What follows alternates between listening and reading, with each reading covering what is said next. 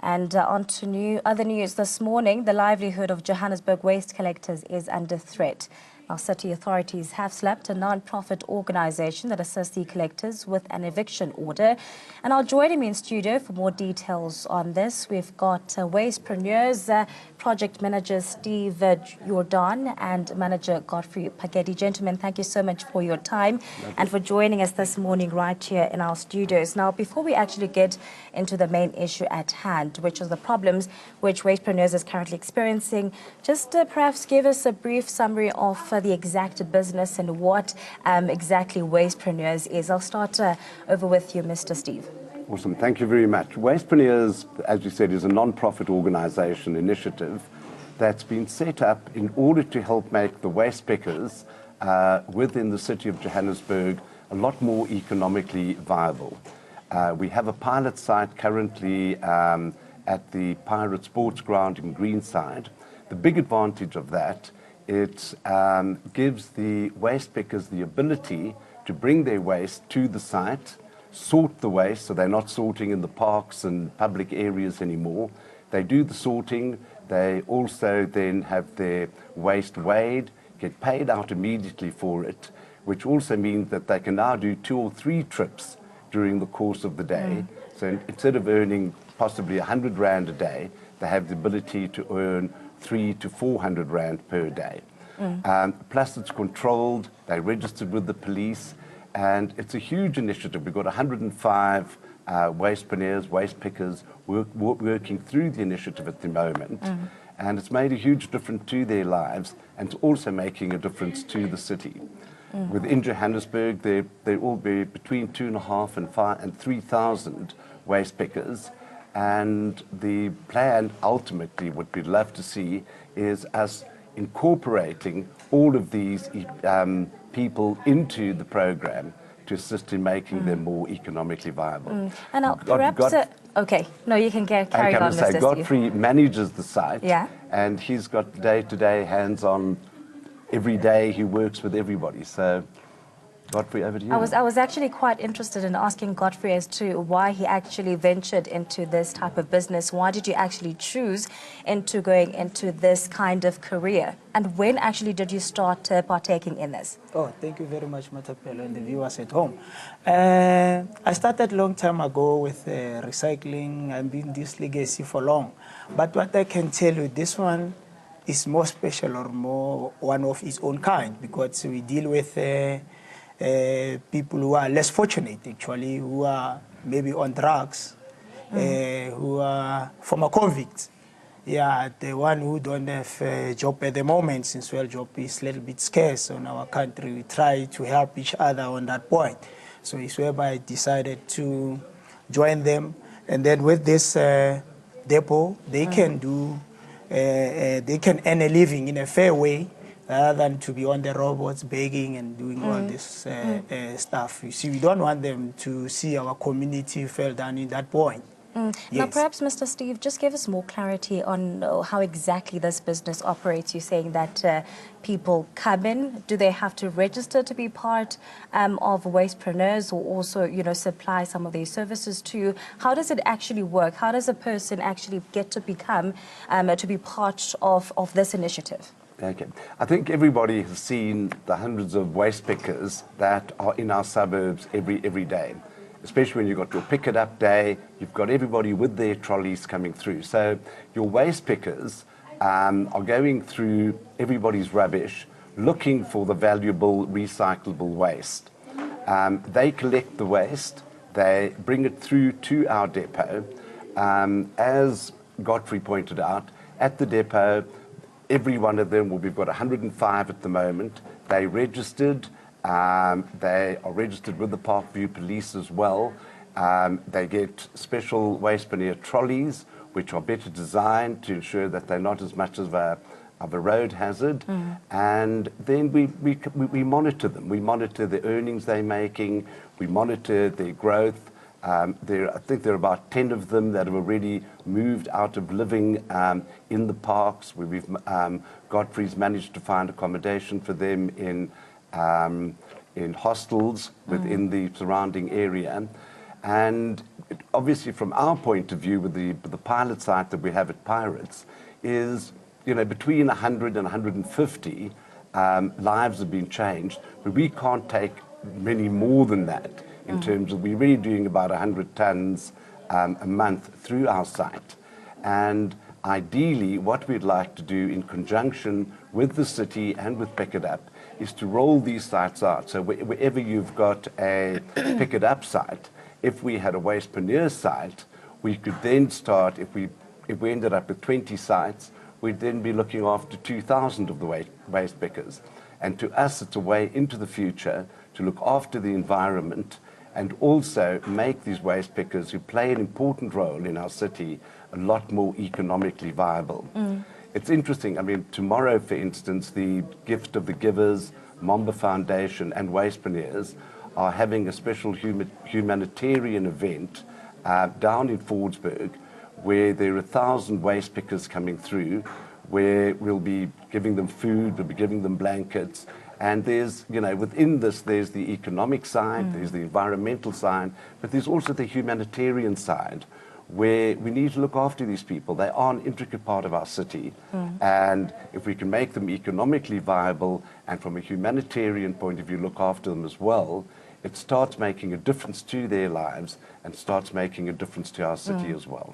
Now, it actually seems that everything that you've mentioned, from the workers and the humanitarian side of the entire business, quite a lot is now at stake because as we move on to the main issue as to the reason we have this interview is because Wastepreneurs is encountering a number of challenges. So perhaps provide us the history of this problem and what exactly is the problem here. I hear that you are actually facing eviction from your current properties. What actually seems to be the problem? I'll start with you, Mr. Steve, and over to you, Godfrey, after that. Okay. The core problem is the pilot site we have at the moment in Greenside is at Pirates Sports Club, and they are supporting Wastepreneurs as a community development initiative. The property that they lease is owned by the City of Joburg through the Johannesburg Property Company, and Johannesburg Property Company under the impression that the property is being subleased from the sports club, but in actual fact it's not. It's a community development site. There's no subleasing, and there's a negotiation on at the moment where they evicted us, saying that we're not permitted to sublease.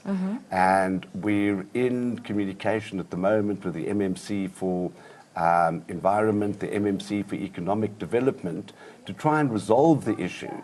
From a city point of view and also from a waste picker's point of view, we can't afford to have this closed down. We need to find possibly an alternative site where it can take place.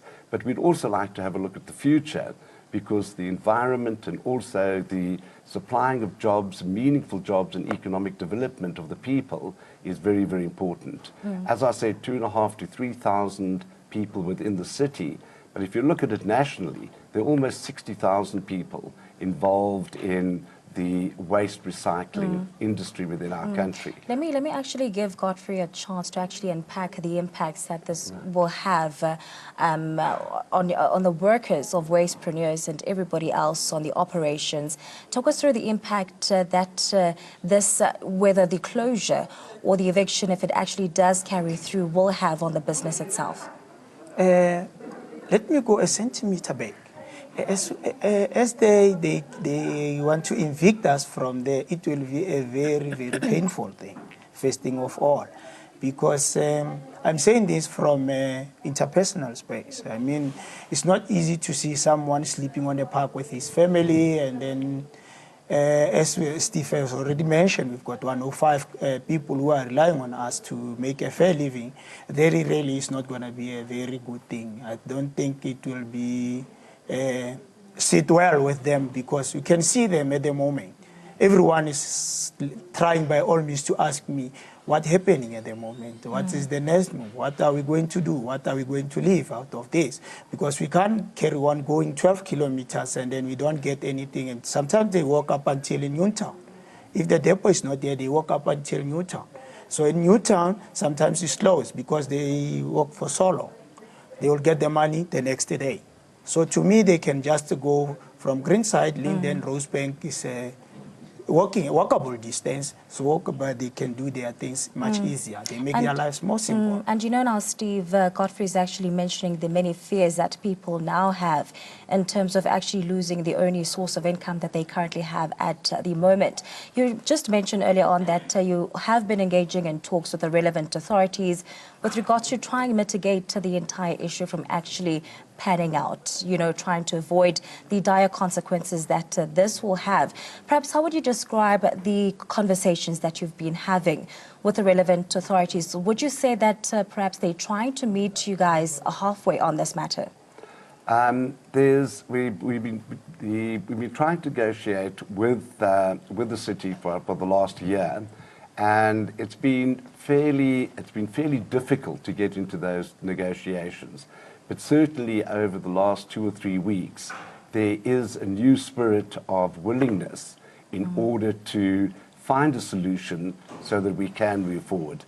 Because the point I think that you so rightly make and that Godfrey's emphasized is that if this depot had to close down completely, it would affect the lives of 105 families, their economic viability would be affected, and it would mean that the model, which is certainly successful, will almost come to a grinding halt. And what we would like to see is working closely with the city in order for this to roll out, in order for us to make a meaningful change to the people of Johannesburg and to the waste pickers that we have within our city. And perhaps are there any other avenues that you've tried actually exploring with regards to trying and ironing out these situations, Godfrey? Yeah, we did try our level best at the moment, but we're not getting tired. Yeah, by so to say, to engage everyone to come in and the community as such. The community, we try them to understand and then love these people and then make it a point they help each other when coming to this point. I think we are nearly close with the community and the waste pickers and the people who are Johannesburg property. As soon as we can come together, I think we'll iron out this thing in an amicable way. Yes. And Steve, I'll see this as a step towards reaching out to the public and actually making your problem known, perhaps as a means of actually trying to get assistance. What are you actually trying to achieve by actually stepping up to the public and saying, this is the kind of problem you have? Are you actually looking for any kind of support? We've been very fortunate. Mambo Foundation have come to, they've really from a humanitarian point of view really picked up this initiative, and they from a PR point of view and also working closely with the community and community leaders have played a large role in assisting us to talk to all the stakeholders.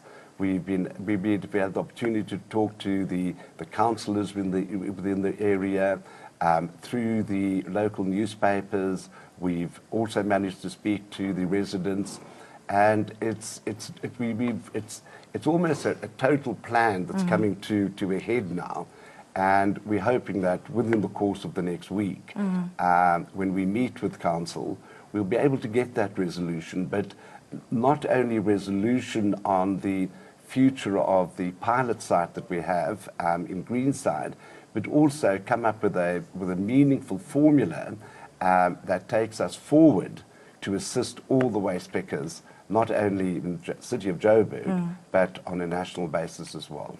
And trying not to be very negative, but the event that the council does not actually heed to your guys' cause, what's the next step for wastepreneurs? Is it the end of the road? Are you actually willing into exploring other avenues with regards to finding, a permanent solution and having the business run on for more years going forth? I'll start off with you, Godfrey, and then over to you, Mr. Steve.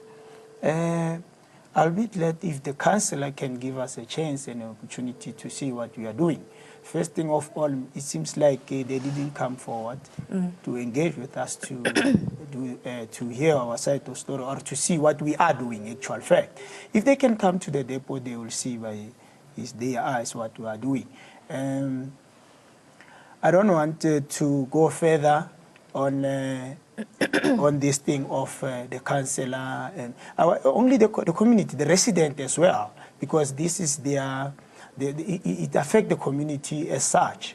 If they can come together and see what we are doing, definitely they will appreciate us, definitely. And just in 2 seconds, Mr. Steve, just your closing remarks.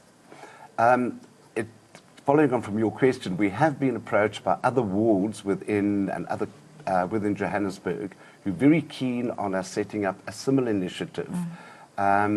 If we can't find a resolution on this, we'll then have to look at other property, other ground that possibly isn't council controlled, possibly private controlled.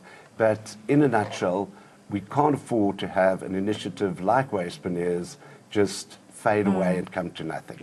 We're determined to make it work and hopefully to roll it out and expand it to ensure we get the economic upliftment of every waste picker that we have operating within our city.